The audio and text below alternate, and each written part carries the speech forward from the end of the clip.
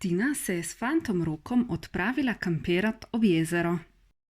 S seboj sta vzela šotor, spalne vreče, svetilko, pijačo in nekaj hrane.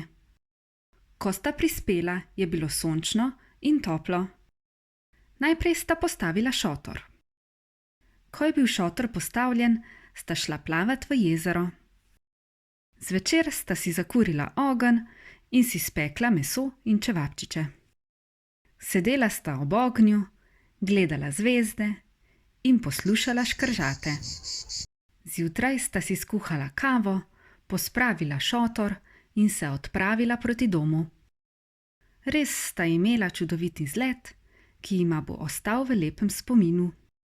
Kaj sta počela Tina in Rok? Kaj sta vzela s sabo? Kaj bi naslednjič lahko še počela? Ali si tudi ti že kdaj kampiral? Pripoveduj o svojem izletu.